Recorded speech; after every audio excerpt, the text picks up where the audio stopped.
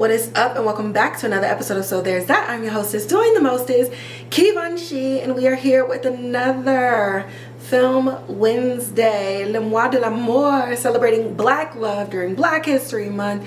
How appropriate and how perfect. I saw a tweet that said, this is going to be the blackest, blackety black we've ever been in our lives. And as somebody who's born on Juneteenth, baby, it was always in my blood, just my whole life, just celebrating blackness, being black, black love, embracing the struggle, embracing our genius, embracing everything about us, and more importantly, just embracing all of our history, not just the parts that people want to tell us or show us all the time, okay? And why am I kind of starting this off? I always talk with my hands like all over the place. Why am I starting this off like that? Well, today's film, Cane River, done in 1982 but remastered in 2020 by Indie Collect. So it was remastered and restored.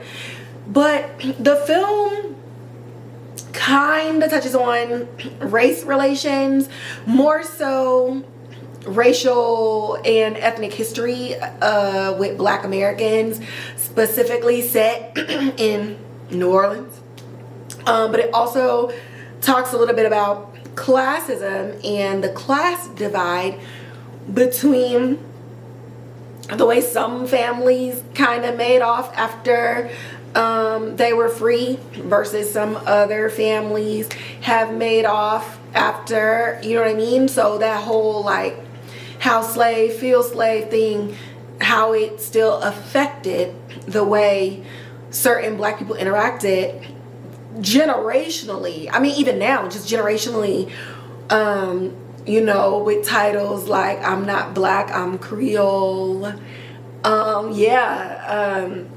being lighter skinned and then being darker skinned, and then how you were treated immediately after that, and how for generations on, stories and stuff getting passed down by like what certain families were or what certain people were, which ends up causing generations later, grandkids later, you don't even know why your family don't like that family, but it was something that happened, you know, 3 generations before, and we're just continuing on instead of trying to figure out like what the real story is and how we can come together and how we can use information to come together and stop fighting each other. So while this was made in 1982, baby, still relevant, still very much present in 2025, okay? The movie is 1 hour and 44 minutes. It's drama romance. The logline, the romance between 2 African Americans who come from a different class background, okay? The writer is the late Horace B. Jenkins. He actually passed the year that this came out. So rest in peace to him. He was also the director. I hate when my body starts to act up and work against me when I sit in front of the camera. The cinematographer is Gideon Mannaseh. The composer is Roy Glover.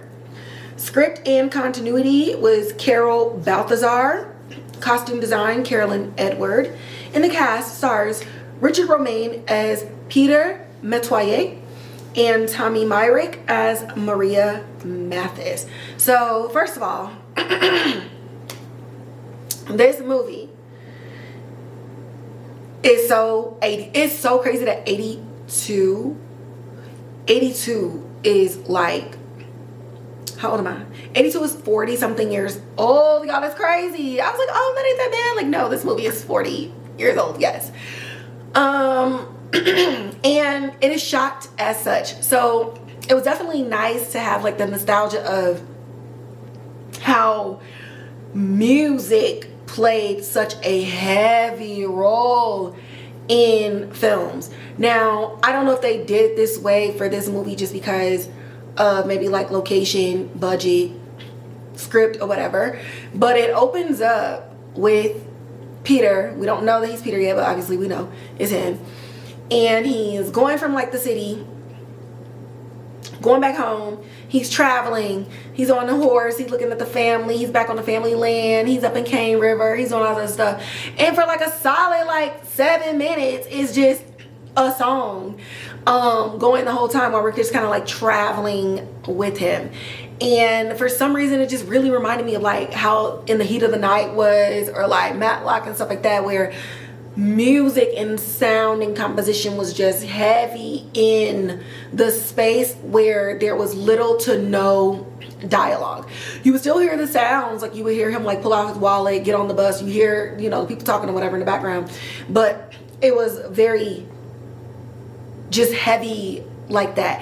And the nerd in me who likes to dive into like how we used to shoot movies versus how we shoot them now, and which elements we decided to continue to lean on, which elements kind of went by the wayside. Music isn't that strong of a storyteller like that these days. Like, you definitely get the underlying of it, the composition, being able to punctuate a lot of the moments in there, but like full on like feel me, I want to feel the fire, yeah. And it's like Peebo Bryson for like the whole 7 minutes, right? So you don't really get it like that. You get some music, and then we roll right into the next scene, going into the next dialogue. So it was just really nice to kind of see that and feel that vibe. So Peter is back home. He's finished college and he decided to turn down an NFL like drafting or whatever. He wants to go back home. He wants to be with his family. He hasn't really been there for a while, and he's kind of like a little celeb or whatever in his little town of Cane River. And he goes to one of the grounds that was owned by his great-great-great-grandparents, and the white lady that's doing the tour, it's like a whole little tour thing or whatever. He never says, he just says his first name is Peter. She has no idea that he's a Metoyer. So like, this is his family's land.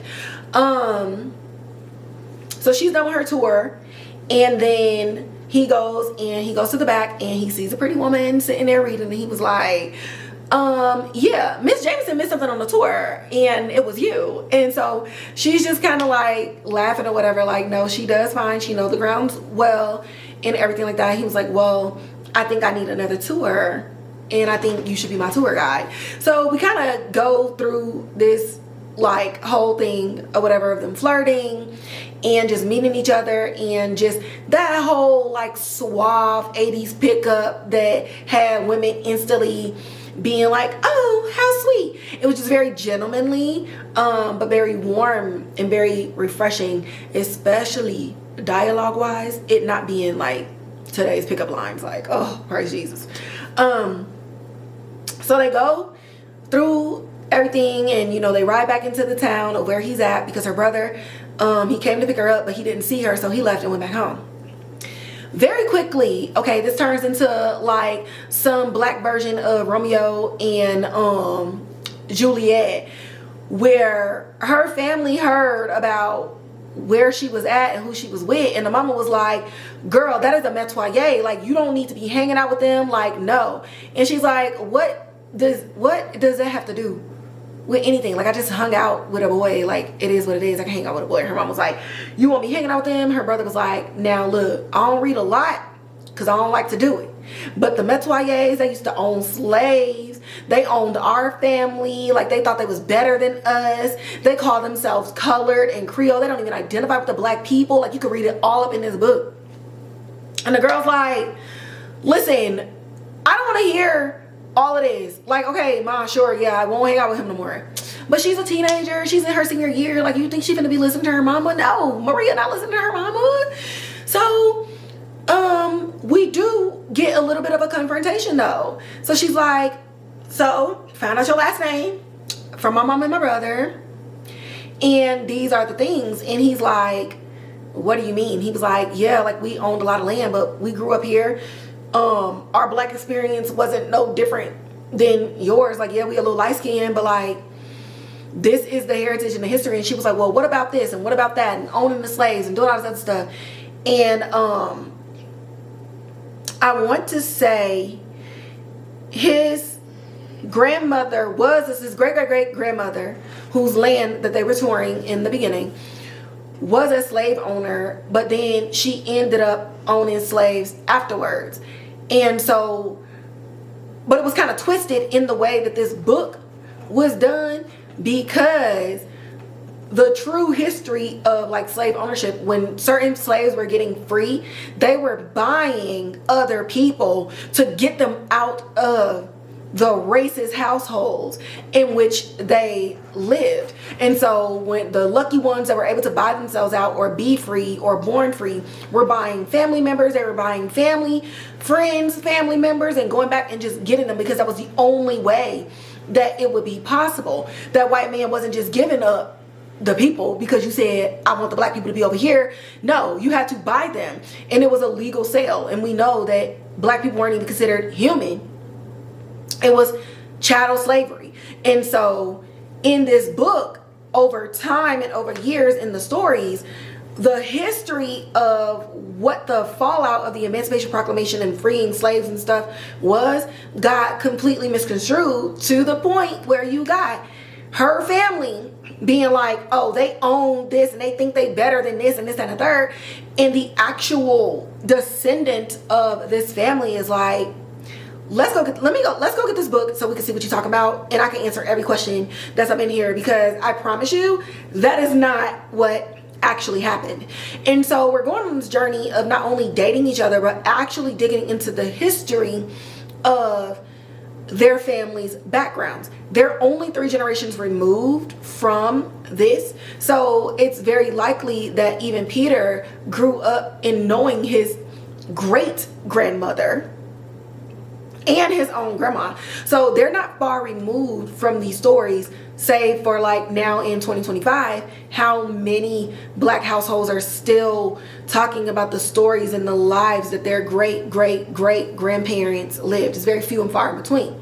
And so because the lack of information and the lack of knowledge, and with everything that's going on in the world now, trying to remove black history and everything like that anyway, you understand why this movie was really important for me to portray. Because in this, you go from Maria's family thinking like they are a product of destruction and hate, and you need to stay away from this family. It really just boils down to education and coming together and being like, we can't let these certain things be in the way of our love. We cannot let a lack of knowledge and proper education of our people continue to separate and divide us. Yeah, I'm Catholic, you're a Baptist, but like, okay, don't we all like, praise the Lord, we all want to get to the same place. Like, it is what it is. And so again, we go back to just them dating and this music and the montage, and you know, she's getting ready to go off to college. He just graduated college. One of the funniest scenes in there is when they're talking about like, you know, their religion and stuff. So she goes to church. She goes to the Catholic church with him. And then the next time they go to church, she takes him to the Baptist church, and it is night and day. I swear, if you've never been to a Catholic church, like, okay, if you're like Baptist or like, especially like Southern Baptist, and you ain't ever been to a Catholic church, please go. I've gone to a Catholic church twice. The first time I went, I was just like, are they afraid to like praise Jesus? Like, I was so confused. And I'm not one of the ones that be in church like hooting, hollering, carrying on, shouting and stuff like that. But, you know, I love the songs. I love the energy of it. And, you know, when the message is right and when the message is right on time, you know, it'd be a little stirrings up in me. My eyes be watering or whatever. But in the Catholic church is very like, church starts at 10. It is over at promptly 11:30, not a second later. And you do your little hymns and everybody's kind of doing the same thing. And then you hear your little blessings or whatever. You do your little Hail Marys and you out. So he goes to the Baptist church, and I mean, come on, it's a mass choir up in there, okay? And, you know, everybody got their tambourines. We just making noise for the Lord. And so that was just one of, like, the sweetest moments of them. Instead of allowing the way that they were raised to be a difference, they're exploring each other's worlds and how they can find the similarities within one another. Well, Maria mama found out that she was dating Peter on the low, and it turned into this whole thing at home. And her mom was like, you cannot see him, like, you need to promise me, like, please, look, like, if you don't do nothing else, just listen. I'm not saying forever, Just break up with him now. Go to school. And then if he really love you, for real, he want to marry you and want to make you an honest woman, then he'll still be here 4 years later when you get done. Now, this was a nice little manipulation tactic because a lot of people like to say, oh, well, if it's real, it'll come back, or this, that, and third. But let's be realistic. In 4 years, who waiting? Only a fool would not continue to date other people while waiting, because if you wait, you're never going to mature in relationships. You don't know how you're going to be in a relationship. You don't know what type of girlfriend or boyfriend you're going to be. You're not going to learn your likes and your dislikes. You're not going to learn what your boundaries are, what you will and won't take in a relationship. I thought it was terrible, but it was her mama was trying to manipulate her, and I'm glad that Maria looked at her and was like, I'm not promising you that, so like, get off your knees, stop begging me, and I'm gonna go see my man. Now, she does have a conversation with Peter, and she's like, I know you want to marry me, I know you want to make me an honest woman, but that's not what I saw of my life. I'm going to school. You went and lived, I want to do the same thing. Now, how we gonna make this work? And I thought it was so sweet that Peter didn't fight her on it. Like, he low-key was like, damn, she finna break up with me. But when she was like, no, how are we gonna make this work? Because guess where I'm going to school? I'm going to school in New Orleans. Like, you can literally drive to come see me, I can come drive to come see you. And so he was just really happy, and he didn't fight the fact that she wants to be a career woman. She wants to do something with her life, starting with education. And he doesn't get into his own ego and get in the way of that. And so the ending of the movie is just kind of like, she's like, yeah, we're gonna be together, like, I'm not breaking up with you, so when are you coming to see me? And he is just so cheesy, and he's just so smiley on the phone, and that's how it ends, on like the sweetest little note, guys. So there's that. Cane Ripper. What a beautiful storytelling, in a way where it's like, you know, we're going to be talking about class relations, a little bit of race relations, but it wasn't in a way that made you angry. And I love the way that Horace Jenkins handled what that looked like and didn't make it a divisive storyline or plot within the movie. It wasn't hate. It was like, hey, we do come from different backgrounds, so let's learn about each other's backgrounds. And it just sucks that, I mean, I can't get too into it, but it just sucks that even now we allow our differences and to hang on to the ignorance of other people's cultures to continue to be like that weapon and that shield between us. When if we just step into the other person's world, we will find that we are all alike. Like, we all want the same thing. And I just enjoy that this was at the heart of the film. And the heart of the film was two people who loved each other, and they were trying to figure out why their family was like all up in arms. And when they did some digging and educated themselves, they were just like, it's false. And so let's create our new narrative, and, you know, let's get our family on board. And Peter's family loved Maria. They enjoyed her so much, and they never made her feel different or ostracize her for not having the same religion or not having the same amount of money or anything like that. And Maria got to see that everything that she read and everything that was written about them was written in a way to try to frame black people throughout history in a certain way. Like, how easy is it to divide the black community by saying, ooh, they own slaves, and that's all you're saying, when the reality of it is, no, they bought people so that they could still live as free people on their land. And if they just so happen to get caught out with their papers or whatever, they still had a black family who could speak up for them and keep them safe. That is a true story. And I just loved that. And how sweet and how pretty this was. And you just got to see two black people in love and picnics and swimming together and just exploring and going to museums and going to the library, just being normal. Going back to not Rye Lane, that is the next film that I'm reviewing, but going back to Really Love, where he was drawing the people, and he says, I don't want to draw black people struggling or being like super magical and strong and everything like that. I just want black people to be normal and to exist, because that is who we are.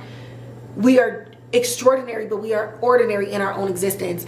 And so bringing that to this movie of Cane River, to watch them just have a regular, like to watch a regular movie that, you know, white films have in all of Hollywood, right? Nothing spectacular happened. No, there was no magic. There was no anything like that. There was no antagonist or anything. It was just two people dating, getting to know each other, and happily ever after. And so I'm super glad that in my Googles that I found this movie, especially because when I was originally looking up older films and older Hollywood films with black people and black love, it was never just a black person and another black person. It was a black person. It was all interracial relationships, or a black actor in the plot of the film, and one of the plot points was rooted in racism and rooted in bigotry, and I just didn't want to do that. I didn't want to watch that. Those people paved ways for us to be able to be in the film industry now. But like I said, and when I reviewed Really Love, like,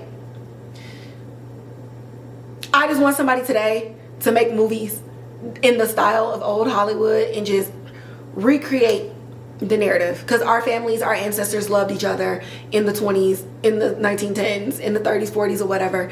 Like, we weren't just somebody's butler or somebody's maid or the pretty little mulatto woman who's lusted over after this white man who's secretly trying to hide his love for her from his wife and 3 kids. Like, no. And I definitely didn't want to do that during Black History Month. Like, no, don't have any issues with interracial love, but I just think it's important that these stories are continued to be told, and that people who live a life where they're looking for black love can actually see it in media as well. And so yeah, this is one of the movies, and I definitely still want to do a deep dive and find older movies where it's black people loving each other, and the plot point is not rooted in slavery or racism. It's just a story of 2 people in love. And with that, I'm gonna wrap up this episode. As always, like, share, subscribe, hit that notification bell, leave comments in the comment box below. Make sure you share that link for Spotify as well as Apple Podcasts, and go find me on Instagram at So There's That Podcast, where you can get all of the film and television updates. Obviously not all, but you know what I mean. Come on. And then you can find me on Twitter at KeyvonShe, as well as Blue Sky Social at KeyvonShe. And with that, I'm out.